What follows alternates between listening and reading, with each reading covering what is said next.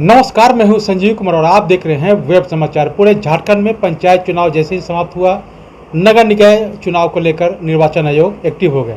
तो अभी हम आए हुए हैं रांची जिला में वार्ड नंबर 44 है और यहाँ के जो पार्षद हैं फिरोज आलम जी हैं। तो जानते हैं कि जब से ये वार्ड पार्षद हैं तब से इस वार्ड के लिए क्या कुछ डेवलपमेंट यानी विकास का काम किए हैं, कितने लोगों को प्रधानमंत्री आवास योजना, शौचालय, राशन कार्ड, पेंशन, सड़क, नली गली सहित इनके कार्यकाल में ऐतिहासिक काम कौन सा हुआ है जो पूर्व में नहीं हुआ था। इसके अलावा कोरोना काल में कैसे लोगों को मदद किए, ये वार्ड में डेवलपमेंट करने के लिए चाह रहे थे लेकिन कुछ समस्याओं का भी सामना करना पड़ा। इसके अलावा आगे की क्या रणनीति है, कितने टर्म से आप पार्षद हैं, अगली बार अगर आपको जनता चुनता है तो क्या आप डिप्टी मेयर के लिए फाइट करेंगे। इसके अलावा जब से झारखंड राज्य का स्थापना हुआ है तब से कई मुख्यमंत्री आए और गए, आपके नज़र में बेहतर मुख्यमंत्री कौन और 1932 खतियान को लेकर क्या सोचते हैं, तमाम बिंदुओं पे बातचीत होगी। पहले तो आपको वेब समाचार में बहुत बहुत स्वागत करते हैं। धन्यवाद, आपका भी स्वागत है जी। अच्छा बताइए कि कब से आप वार्ड पार्षद हैं और इन 5 वर्षों में क्या कुछ आपने डेवलपमेंट मतलब कि जब से आप वार्ड पार्षद हैं तब से क्या कुछ डेवलपमेंट का काम हुआ आपके वार्ड में। देखिए, अभी इस साल फर्स्ट बार ही वार्ड पार्षद के चुनाव लड़े थे और पब्लिक का अपार समर्थन मिला और पहली बार रांची नगर निगम वार्ड पार्षद बन के आए और हमने बहुत प्रयास किया। ये हमारा जो वार्ड था वो बहुत पिछड़ा वार्ड था जिसमें हमें लगता है कि 50 सालों से कुछ काम ही नहीं हुआ था। जो हमारे पूरे वार्ड में आप घूम घूम के देख सकते हैं कि नाली पूरा खुला हुआ था। मेरे आने से लगभग 80% नाली जो है वो पूरा कवर्ड हुआ है और हमने पूरा नाली को कवर्ड करवाया है। और बहुत सारे नाली ऐसे हैं जो कुछ फंड के अभाव पे अभी तक अंडरग्राउंड नहीं हो पाया है। रोड की स्थिति भी बहुत ख़राब थी, जो 50 साल से नहीं बना था। वो रोड को मैंने अपने फंड लाकर, सरकार की योजना लाकर हमारे वार्ड 44 में हर जगह पर रोड और नाली का व्यवस्था हम करवाएं और साफ़ सफाई में पूरे ध्यान देते हैं। अच्छा, कितने लोगों को प्रधानमंत्री आवास दिलवा चुके हैं इन 4.5 सालों में। देखिए, प्रधानमंत्री आवास योजना लीज की ज़मीन पे बहुत कम मिलता है और हमारे क्षेत्र में 85% जो है लीज की ज़मीन है, जिसके कारण हम प्रधानमंत्री आवास योजना नहीं दिला पाए हैं। ये मुझे बहुत हमेशा दर्द रहता है कि हम लीज की ज़मीन पे प्रधानमंत्री आवास योजना नहीं दिला पाए। अच्छा, शौचालय कितना बना होगा। शौचालय तो हमें लगता है कि बहुत सारा, जब योजना चला था शौचालय का तो बहुत सारा ये शौचालय बना था, लेकिन हमारे पीरियड में शौचालय की योजना बंद हो गई थी, जिसके कारण से हम इस योजना को हम अपने आम पब्लिक तक पहुंचा नहीं पाए थे। जी बताइए कि कोरोना काल में आपने कैसे लोगों को मदद किया।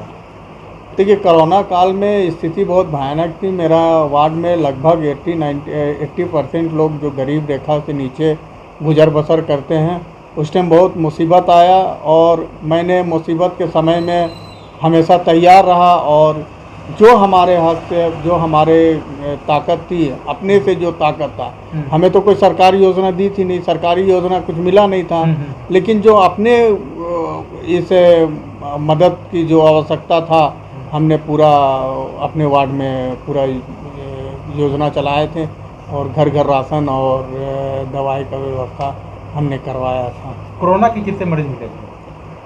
कोरोना के मरीज हमारे वार्ड में हमने इतना साफ़ सफाई और छिड़काव इतना ज़्यादा किया था और लगभग हमको लगता है कि लोगों से हम अपील किए थे कि दूरी बना के रखना, मास्क पहन के रखना, इस ये को पब्लिक ने पूरे ज़ोर से रखा था। तो हमें लगता है 1-2% कोरोना का मरीज मिला था, बाकी तो वैसा हमारे वार्ड में। अभी क्या सभी लोग स्वस्थ हैं या अभी तो सभी लोग स्वस्थ हैं और कोई हताहत नहीं हुआ ना, ऐसा कोई हताहत हमारे वार्ड में नहीं हुआ था। अच्छी बताइए कि आपके कार्यकाल में कोई ऐतिहासिक काम, जैसा कि जैसा कि आपने भी कहा कि जो जब से देश आज़ाद हुआ तब से वो डेवलपमेंट नहीं हुआ था, जो आपने वो कुछ कर दिखाया, कोई ऐसा काम? देखिए, हमारे वार्ड में बहुत ऐसा काम था जो आपको तो बता चुके हैं कि आज़ादी के बाद से हमारे वार्ड में वैसा कोई काम नहीं हुआ था। जिसे हमारे वार्ड में 3-4 नालियाँ थी जो इतने जर्जर स्थिति में था कि हम खुद एक पॉलिटिकल पार्टी से बिलोंग करते हैं। हमने संसद को, विधायक को, अपने गृह मंत्री को उस नाली को बनवाने के लिए गुहार लगाया था। बहुत दौड़ धूप किया था, पर आज तक बना नहीं था। लेकिन अपने कार्यकाल में वो 3-4 नालियाँ जो थी, जो लोग बोलते थे कि चुड़ैल बसर करते हैं यहाँ पर, यहाँ भूत रहता है, वो सा नालियों को हमने अपने बनाने का काम किए हैं और उसको बना के हमने दिखा दिया। अच्छा, कई कार्य करने में भी आपको बहुत सारी कठिनाइयों का सामना करना पड़ा होगा, कोई ऐसा काम?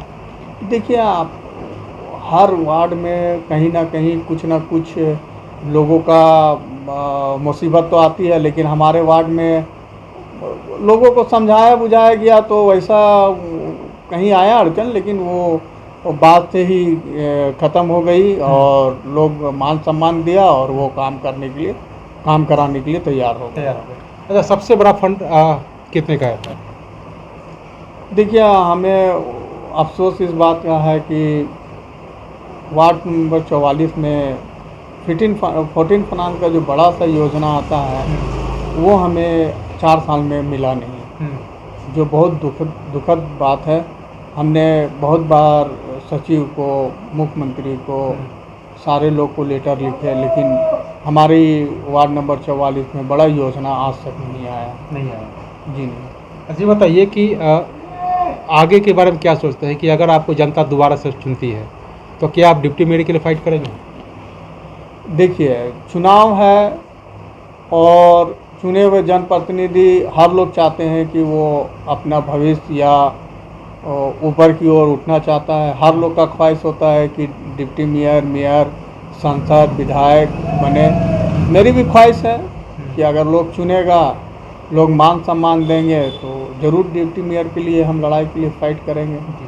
अच्छा, बताइए कि जब से झारखंड राज्य का स्थापना हुआ, कई मुख्यमंत्री आए और गए, बेहतर किसे मानते हैं? देखिए, अभी जिस तरह से यहाँ का मुख्यमंत्रियाँ आए हैं, हमें तो सबसे अच्छा, बेहतर और सबसे अच्छा मुख्यमंत्री हेमंत जी ही लगे हैं। और हेमंत जी का इससे पहले भी कार्यकाल देखे हैं और अभी का कार्यकाल भी देख रहे हैं। हेमंत जी ही बेस्ट मुख्यमंत्री अभी तक झारखंड में मतलब ये कह सकते हैं कि स्थानीय होने की वजह से जो स्थानीय लोगों को डेवलपमेंट चाहिए था, विकास होना चाहिए था, वो विकास हुआ। जी, स्थानीय लीडर रहने से स्थानीय लोग का विकास होता ही है। स्थानीय जितना दर्द अपने लोग समझेगा उतना दर्द कोई नहीं समझेगा। अपने लोग हैं, अपने लोग अगर सत्ता में आते हैं, अपने लोग बैठते हैं, हमारे झारखंडी बैठता है तो झारखंड के भविष्य के बारे में ज़रूर सोचेंगे। तो इसके अलावा ये भी बताइए कि जब हालांकि 1932 खतियान को लेकर भाजपा की किसी भी सरकार आई थी, उन्होंने भी वादा किया था कि मेरी सरकार बनेगी तो मैं 1932 खतियान को लागू करूँगा। हेमंत जी की भी सरकार आई, इन्होंने भी वादा किया, तो 2 साल से तो ऊपर हो गया लेकिन अभी तक लागू नहीं हुआ। क्या कहेंगे? देखिए, लागू तो झारखंड में 1932 खतियान लागू हो जाना चाहिए और हमें लगता है कि इसमें सरकार की कोई मंशा नहीं होगी कि वो लागू नहीं हो। सरकार भी चाह रहे हैं कि 1932 खतियान लागू हो और हम खुद चाह रहे हैं कि 1932 खतियान जो है वो हमारे झारखंड में लागू हो, ताकि यहाँ के लोगों को स्थानीय नीति लागू हो, ताकि यहाँ की जो बासिंदा है, यहाँ के लोकल लोग हैं, उन्हें नौकरी में और सब तरह का व्यवस्था मिले, ताकि झारखंड जो है और आगे बढ़े और आगे बढ़ते रहे। तो आपने सुना कि जिस तरह से वार्ड पार्षद हैं फिरोज आलम जी हैं, इनका कहना है कि अगर जनता मौका देती है तो दूसरे वार्ड के लिए भी मैं वार्ड पार्षद अगर मैं चुना जाता हूं तो निश्चित तौर से अगर हमारे जो साथीगण हैं, जो वार्ड पार्षद हैं, अगर हमें सपोर्ट करते हैं तो निश्चित तौर से मैं डिप्टी मेयर के लिए मैं फाइट करूंगा। और हर कोई व्यक्ति चाहता है कि जब मैंने 1 सीढ़ी चढ़ा है तो 2 सीढ़ी 3 सीढ़ी चढ़े। डेवलपमेंट या विकास तो सब लोग चाहते हैं और इनका ये भी कहना था कि जो डेवलपमेंट देश की आज़ाद जब हुआ वो डेवलपमेंट नहीं हुआ था जो वो मैंने कर दिखाया। यहाँ पे एक नाली की समस्या थी जो बहुत ही ओपन थी और जर्जर थी, जिनको इन्होंने बनवाने का काम किया है। और दुखद बात ये है कि फोर्टिव फाइनेंस के द्वारा कई वार्डों में बेहतर और बड़े बड़े फंड देने का कार्य मतलब किया गया, लेकिन दुर्भाग्य है कि इस वार्ड में जो फंड चाहिए था वो नहीं मिला और जितना डेवलपमेंट चाहिए था उतना डेवलपमेंट नहीं हुआ। तो ये तो मलाल रहेगा इस वार्ड की जनता को। और अगर दोबारा से फिरोज आलम जी को अगर जनता चुनती है तो निश्चित तौर से इस वार्ड को मॉडर्न, ऐतिहासिक, आदर्श और डिजिटल बनाने के लिए हर स्तर पे काम करेंगे, ताकि इस वार्ड का डेवलपमेंट जो विकास हो इस जिला तक ही नहीं, इसकी गूंज जो है राज्य तक सुनाई दे, ताकि लोग ये कहें कि फिरोज आलम जी ने जो डेवलपमेंट किया है, जो पूर्व में भी कई पार्षद थे उनके द्वारा नहीं हुआ, जो इनके कार्यकाल में हुआ। बहरहाल अब चलते हैं दूसरे पंचायत में, माफ़ कीजिएगा दूसरे वार्ड में। अब वहाँ भी जानते हैं कि जो वार्ड पार्षद है उनके द्वारा क्या कुछ डेवलपमेंट विकास का काम किया गया है। तमाम बिंदुओं पे उनसे भी बातचीत होगी। आपने वेब समाचार में समय दिया, इसके लिए बहुत बहुत धन्यवाद। आपको भी बहुत बहुत धन्यवाद जी। तो अगर आपने हमारे चैनल को अब तक सब्सक्राइब नहीं किया है तो सब्सक्राइब कर ले, बेल आइकन भी दबाएं, ताकि हर छोटी बड़ी खबरों से रूबरू हो सके। बहुत बहुत शुक्रिया।